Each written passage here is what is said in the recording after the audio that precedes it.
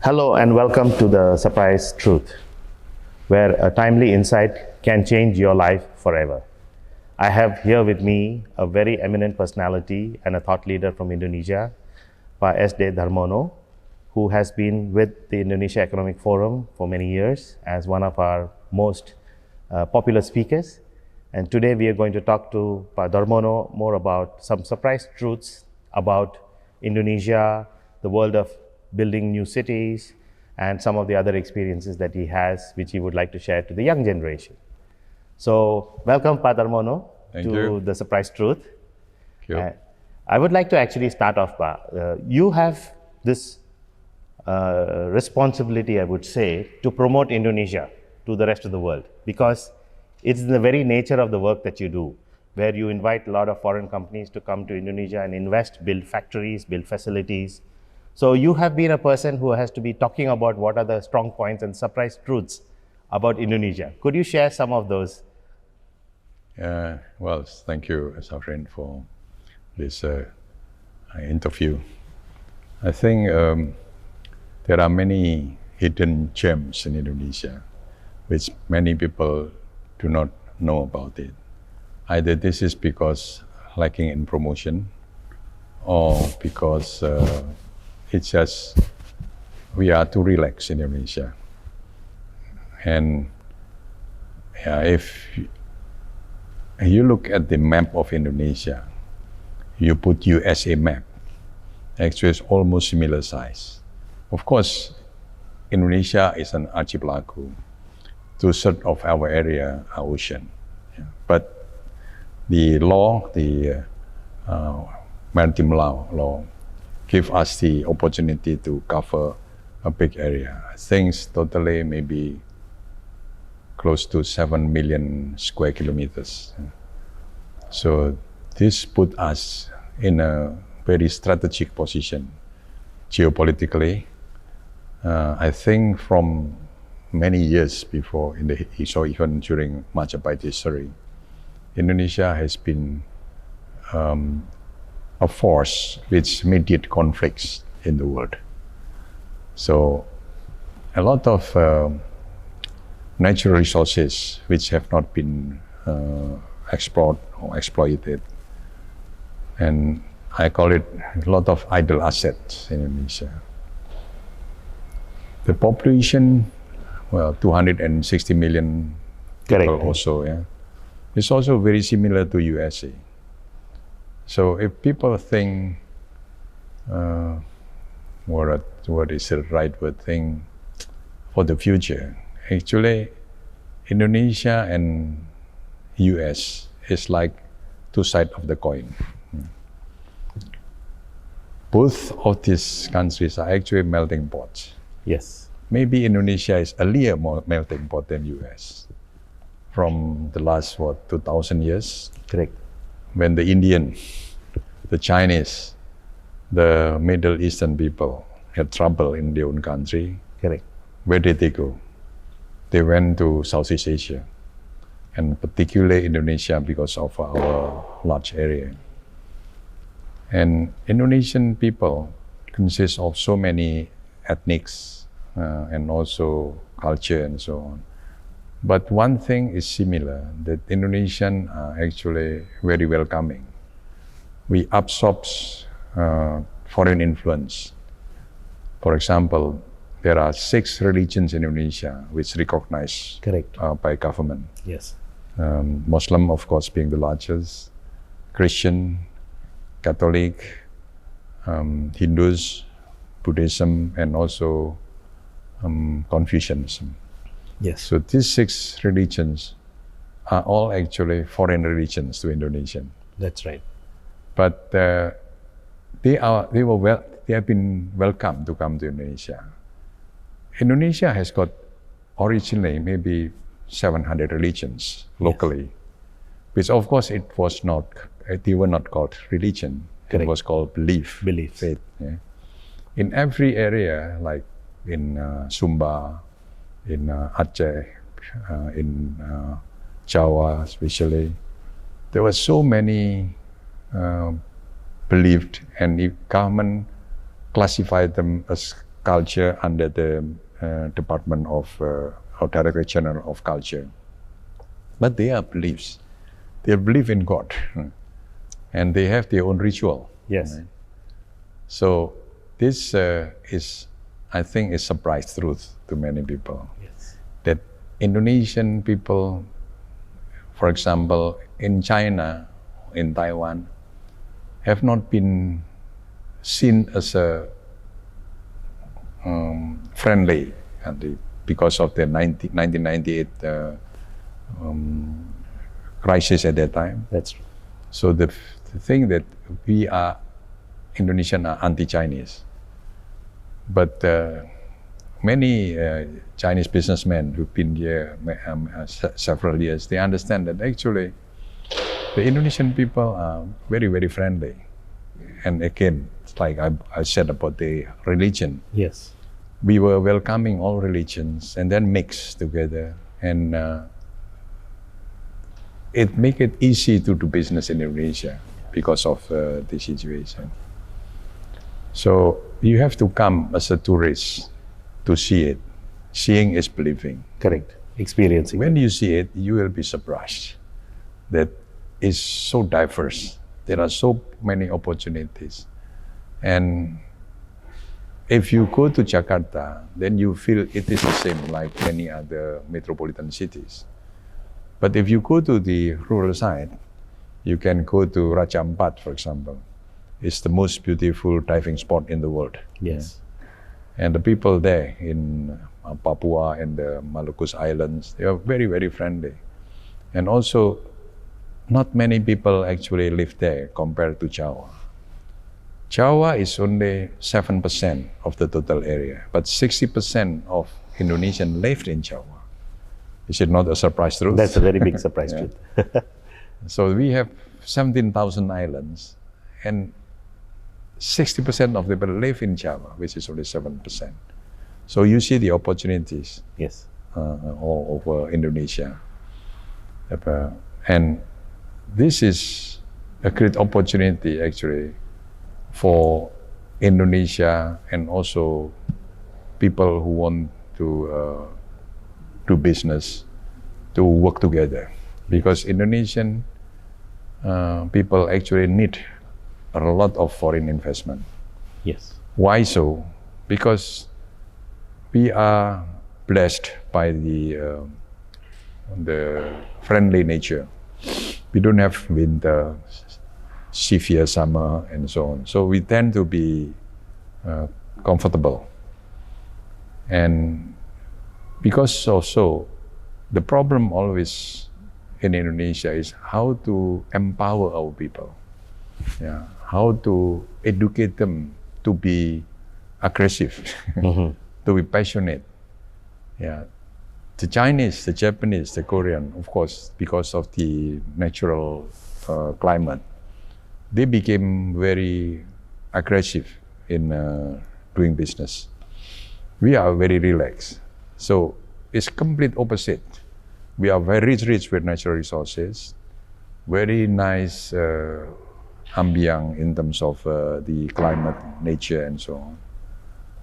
So a lot of collaboration is needed between Indonesia and those countries who do not enjoy climate like Indonesia, who do not enjoy the natural resources we have.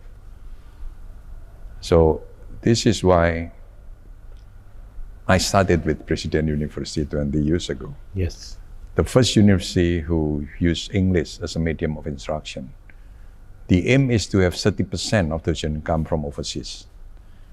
We have today, I think, more than 14 countries who send the student to our university after 22 years. And this is a very good mix in terms of culture and friendship, understanding between many countries and Indonesia. Yeah. So to me, education is the key. And again, in our estate, we will start with the special economic zone for education.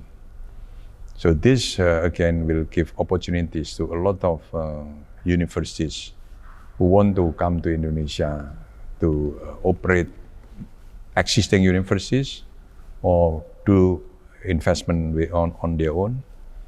With 270 million people growing, I think it's a good place for investment in education, not only for money purposes, but also to bring together between countries, which I think is very much needed today, because there are so many conflicts, war, and so on. Yes. And Indonesia becomes very much needed to mediate this kind of conflict, either culturally, or religions, or business conflict. Yeah.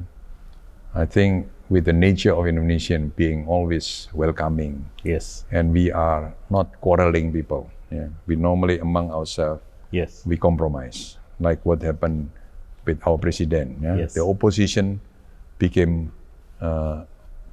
part of the government, yeah? Like Pak Prabowo, who is now already a presidential candidate, yeah? Or already decided that is the next president. He was Minister of Defense. Well, he was before the rival of President Jokowi in 2019. So this is, I think, Indonesian way. Yes, correct. That's So- how. Yeah. Correct, Pa. So, Pa Darmono, I want to actually go back to something you said at the beginning, where you actually compared Indonesia to the US. I was thinking that you would compare it to some of the other close by nations, but your direct comparison to US is an indication of economic potential. That's right. So, what is the surprise truth of the economic potential of Indonesia? Where do you think Indonesia is going? And what are the areas of economy that we should be focusing on? Yeah. Well, if you talk about GDP, Indonesian GDP per capita is just around $4,000. Yes. And you see, Korea, South Korea, within what, 30 years, 40 years, they went up below Indonesian GDP per capita to now be already reaching $35,000 GDP per capita. Correct. And with the natural resources in Indonesia, I think we can go even better than South Korea. But I don't think a lot of people feel that they need to do it. Yeah, because it's so comfortable in terms of the nature and availability of food and so on. But it cannot go on, right? Because the requirement of the people, not only about food. I think in terms of food, Indonesian people are very blessed. Yes. Yeah, with a lot of available food, either from the sea or from the farms. From the farms. Yeah. But in terms of education and healthcare, we are very much behind. So again, opportunities in healthcare is also very high. I think 90% plus, we still import medical equipment and Correct. also medicine. So the opportunity for foreign investors to come to Indonesia to do business in this area is fantastic. Yeah. Now, back to US-Indonesia comparison. Now, if we want to reach American standard of income per capita, we definitely need foreign investors. Yes. And the existing natural resources is the real support. And also, Indonesian young people now are very eager to learn, to study. So, not many countries enjoy such so-called demographic bonus. We have a lot of young people, but they need to be educated, not only theoretically, but also practically. Correct. And this is why I will come later maybe about the need to have a lot of industrial estate in Indonesia, Yes. which is the training ground for our young people, but at the same time also a very strong human capital for foreign investment. Yes. So, Pa, I agree with you that the way you look at building a nation is very important, that you must think through it. And to understand that, you also have to understand geopolitics and how you can get attracted attract investment from various parts of the world. And the US, you explained very well. How about ASEAN? How do you see, what are the surprise truths about Indonesia and ASEAN as a region that you believe people don't know enough about? Because I don't think there are very many investors coming to this whole region yet. And there is an interest to attract investment into the whole region. Of course, Indonesia being a large part of ASEAN. So any investment that comes to Indonesia is also considered an investment into ASEAN. So what are the surprise truths here about ASEAN as a region which you feel we should be able to promote to the rest of the world? Well, ASEAN is a very good and intellectually interesting concept in making it easier for other countries to know about Indonesia. And I think we are very lucky having Singapore, for example, as the center of excellence in this region. So people can come to Singapore and then they can look around the ASEAN opportunities. Singapore being a small country, it's easy to come and go. Yes. To get all information. So that is important to get information. But then when you want to do business, Singapore is too small. So you have to then go to Indonesia, to Malaysia, to Thailand, Vietnam, Cambodia, and so on. Right? So Indonesia is the leaders in terms of the size of the economy and the size of the country. Yeah. But in a way also, we are competing against each other. Right? But at a certain point, I think we will be able to cooperate much better. And language is also no problem because English is widely used. Yeah. Yes. And I think Indonesian language, Malaysian language, which is very similar, it can be also used a lot in the other ASEAN countries. Like when I went to Bangkok, for example, I was surprised when the sellers of the merchandise, they speak Indonesian. Yeah. Because Thailand is is really a country which promote tourism a lot. So Correct. I think many of the sellers were taught several languages. Yeah. So I think Southeast Asia totally is going to be a force, economic force in the world. Yeah. And in 1955, President Sukarno built or formed a non-alignment movement, which consists of so many countries That's right. who are actually left behind. And then Joseph Tito, also in Yugoslavia, joined this non-alignment movement. But that was really a too big ambition at that time. Yeah. So we had to start small. That's why during Suharto time, the second president, he initiated the formation of ASEAN. Correct. Which is smaller and easier to achieve. So that is, again, I think, countries between Southeast Asia must understand that we need to cooperate each other better. We need to have cross-investment between countries. Yeah. In this part, I think it's easier for ASEAN countries to invest in us rather than outside ASEAN. Okay.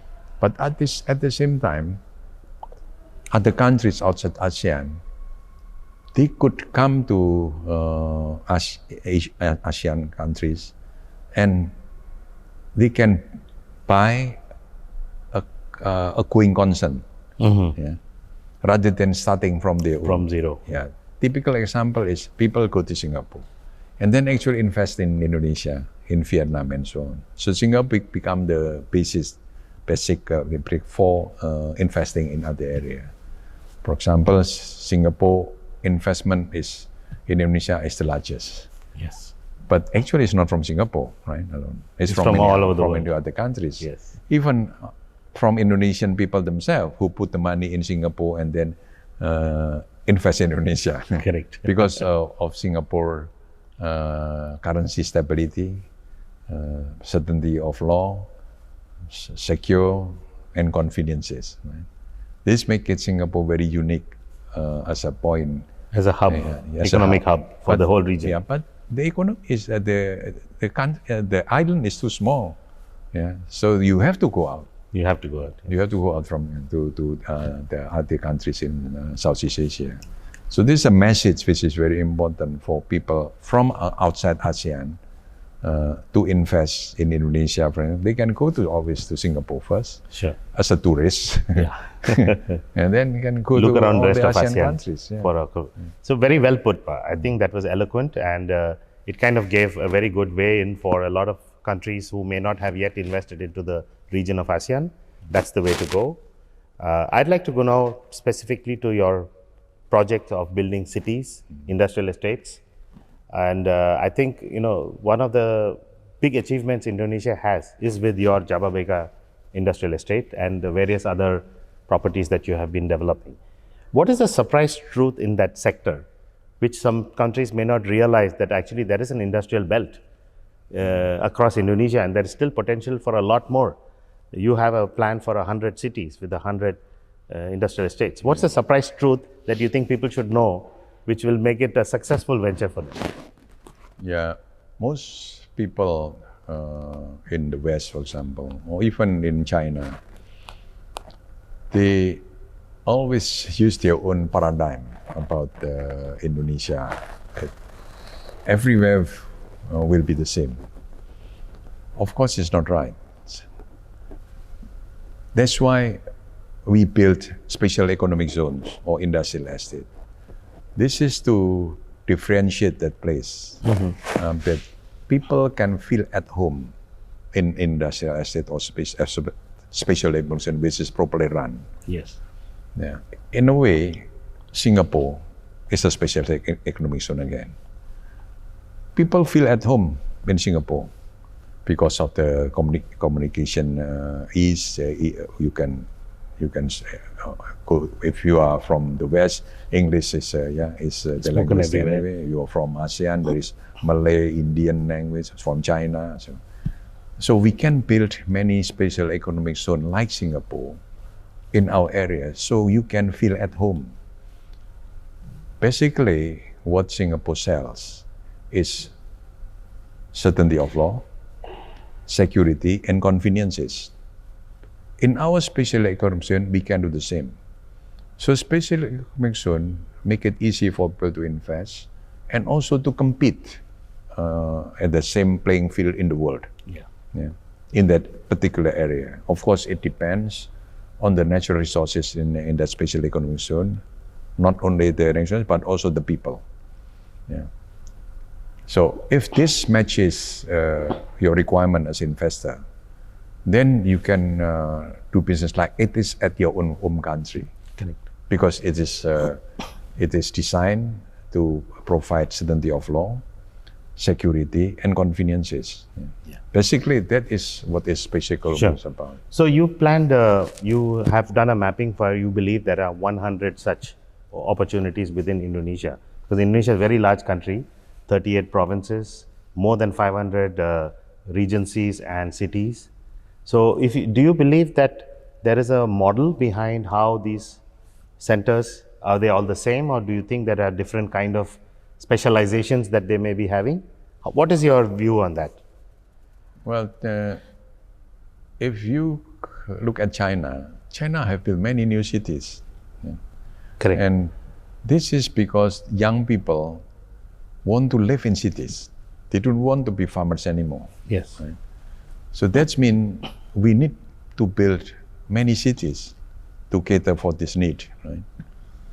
And with the technology, with artificial intelligence, and so on, this can be done much better. Right? And also, when we talk about 100 cities, each city must have its own specialty.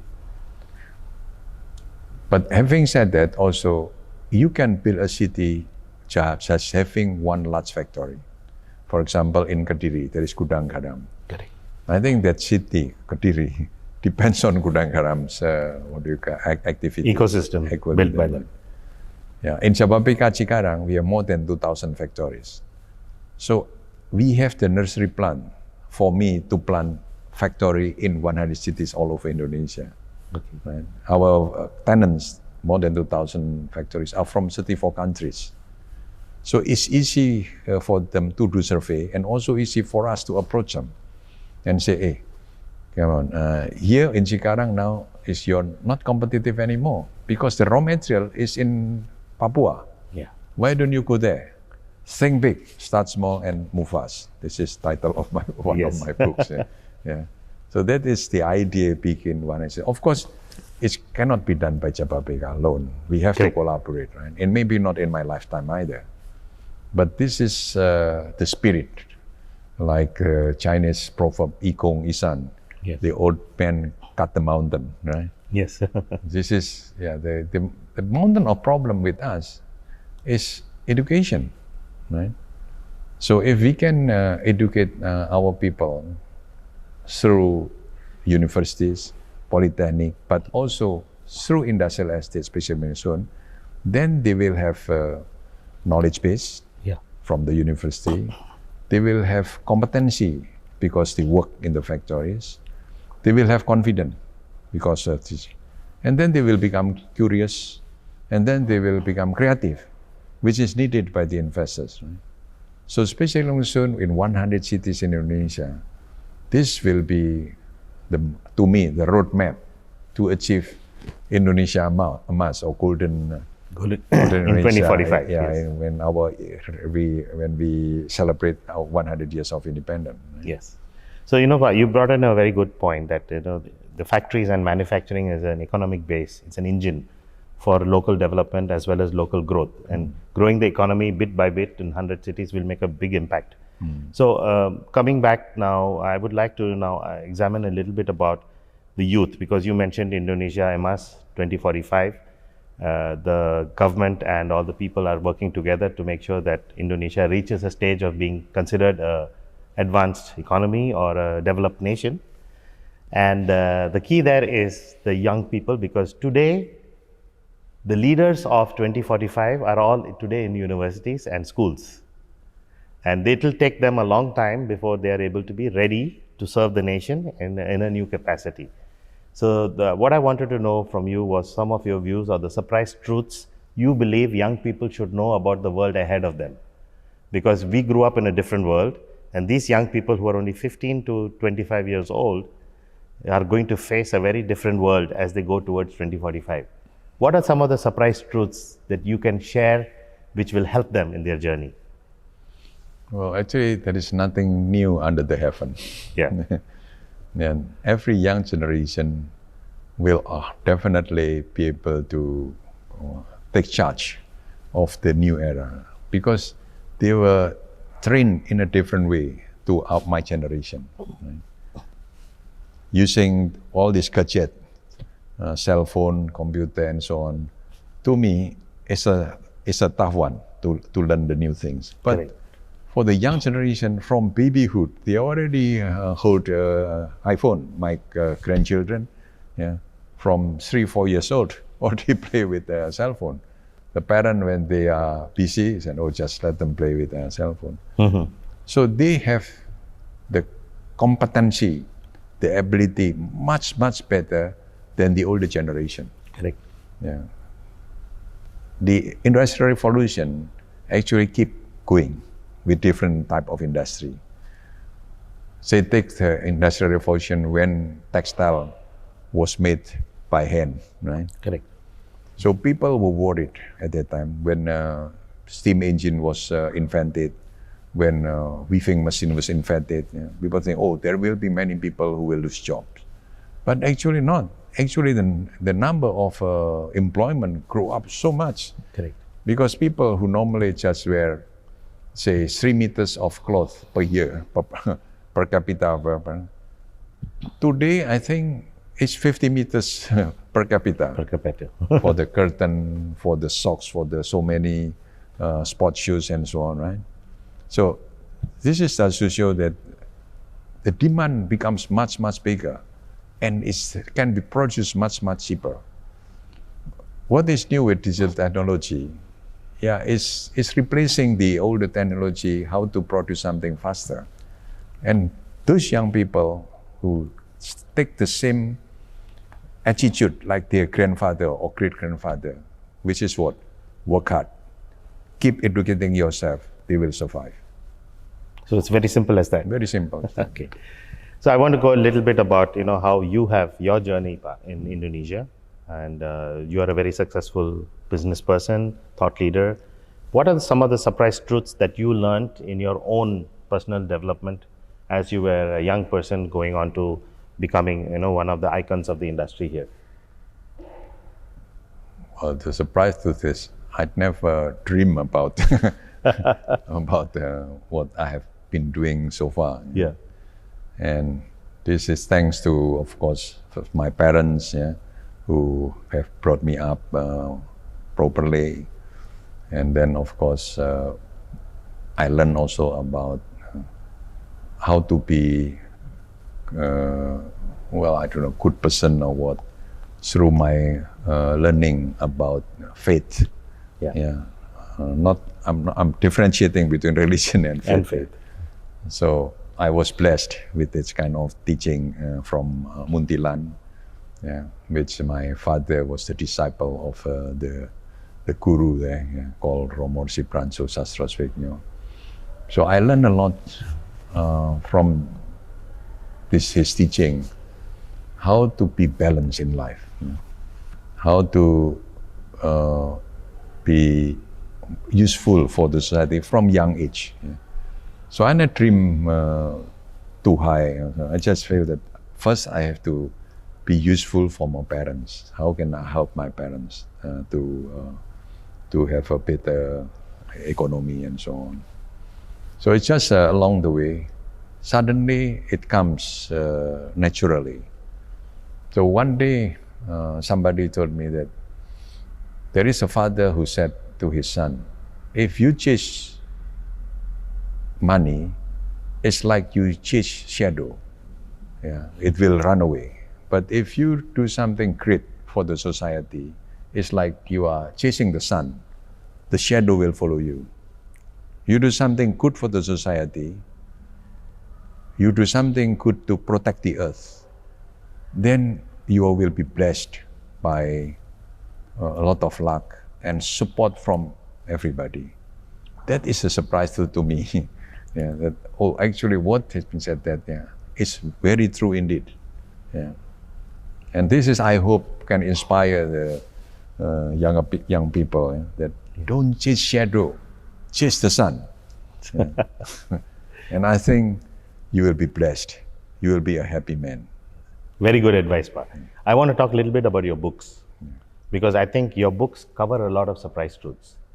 Unlike many of the other management books or sharing books that we see, you have managed to capture some very key concepts in your books. So would you like to say a little bit about the surprise truths already covered in your books? And maybe you have another book coming, you can tell me a little bit about that? Yeah, well, I have actually 3 books which I liked, a trilogy. The first one is Think Big, Start Small, and Move Fast. This is to motivate young people that in order to be successful, you have to think big. Because if you think big, many people want to follow you. If you think small, people, that is easy, right? But at the same time, you have to remember that think big and start big is difficult and also very dangerous. So always think big, but start small and move fast so that you do not lose your momentum. So this is something which, in general, I think all students in the university should actually read my book. And then the second book which I wrote was Building a Ship While Sailing. You have to understand your destiny or your target. your goal, or what do you want to do. For example, if you are a bus driver, you know where to go, but then you need GPS to help you. Now, the passengers in the bus which you drive consist of many different people. Maybe some with power, maybe some with money, maybe some with intellectual. So you have to be able to work together with them. So this is when you are already supported with your think big, then you need now to understand how to manage people. Not only people who work for you, but people on left, right side, up. You have to be able to manage them. Now, management's division is always how to get things done through other people, and the result is better than if you do it yourself. So how can now I ask somebody to help me, say a minister, even a president? How can I get things done which is better if it is done by the president than me? For example, opening the special economic zones. Is it better to be opened by me, or is it better opened by Prime Minister Lee Hsien Loong and Pak Jokowi? Correct. Of course it's better, but I must have certain knowledge or experience. How could I make those top people to come and open it? What is the benefit for them? The benefit, of course, actually I'm doing something which good for the nation. This is their job, creating jobs, educating people, right? So I think they will be very happy to come. So this is management skill which needs to be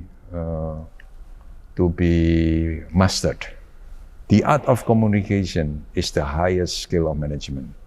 And your third book? And the third book is bringing civilization together. Because after when we are building ship like this and become successful, there will be problem, there will be conflict, because it's built by many people from different background, different culture, different religion maybe, different wealth. So how can we bring them together? From different, bring civilization together. So this book is more now about philosophy. Then I talk a lot about Pancasila too. Pancasila is the 5 principles of Indonesian ideology. Number 1 is belief in God. What is belief in God? It's not religion. I think every religion believes in God in a different way to explain.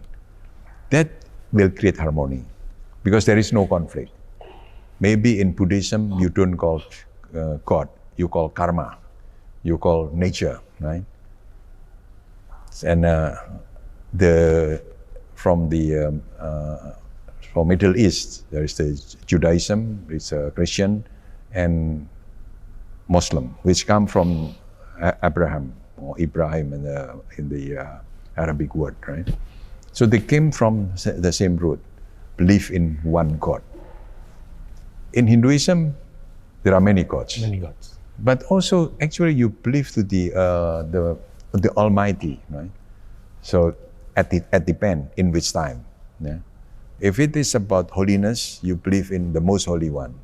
If when you are seeking for position, then you pray to the one who is most powerful in creating position, right? But actually, all is one, because they are all not something which is physically can be touched or can be seen with our 5 senses. They are all actually mystical. Mystical.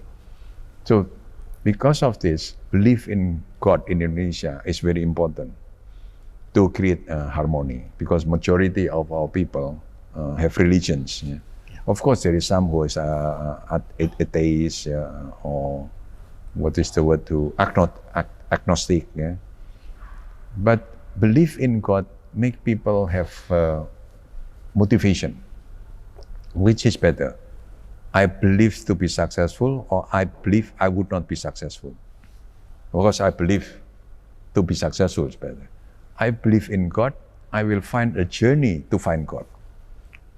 That make me very careful in my life, right? Which is a great harmony. Okay? And then, of course, number 2 is about humanity. Yeah. So humanity is also something which is very important to differentiate with religion. When we talk about humanity, there is no conflict about religion, right? Because we are all human, yeah, and we all respect humanity. So that is again to create harmony again. And of course, we consist of so many ethnic, so many religion, race, and so on in Indonesia. So we need to have nationalism, unity, yeah, which is the same in America, which is also other countries. Because only by having unity, there is a nation. Yeah. And I was so unhappy in 1998 when Indonesia was really in trouble. And we were afraid that we will lose the nation. So when I went to Singapore, the taxi driver, "Oh, you come from Indonesia?" And he started to give me a lecture. So, and Pak Fran said that, and then, "Oh, don't say that you are Indonesian, you say you are Malaysian." That is when I really appreciate the value of nation. So unity is very important. And number 4, of course, about social justice. Yeah? And again, social justice is so important to also create harmony. Yeah? And then, of course, we believe in democracy, right? So we must have dialogue and consensus. Yeah? It's different to one man, one vote. Yeah? We have dialogue. If we don't come to terms, then we have recess and then discuss again until we come to term and compromise to each other. This creates harmony, right? So I think this is a wonderful ideology, but it needs to be explained many times again and again. So the third book, Bringing Civilization, is actually all about this one. So, would you be publishing it in both languages, Bahasa Indonesia and English? I think so. But at the moment, the Building a Ship While Sailing has been translated into Chinese, English, yeah, and of course Indonesian. Okay. The first one, Think Big, Start Small, Move Fast, is translated in English, but in a smaller version, Chinese. Yeah. The Building a Ship While Sailing also in Japanese. Bringing Civilization Together is only in Indonesian. Okay. Well, we look forward to actually sharing the book. So thank you, Pak Darmono. It's just time well spent. I think some of the surprise truths that you talked about today are very important because, you know, a surprise truth can change your life forever because it's a timely insight that makes you think about things in a very different way. So with this, we would close the episode with Pak Darmono. The surprise truth series of podcasts is meant to share the timely insights which we believe will change your life and allow you to do a better job, a better life, and live a better environment behind for the next generation. Thank you very much and look forward to meeting you at the more episodes of The Surprise Truth.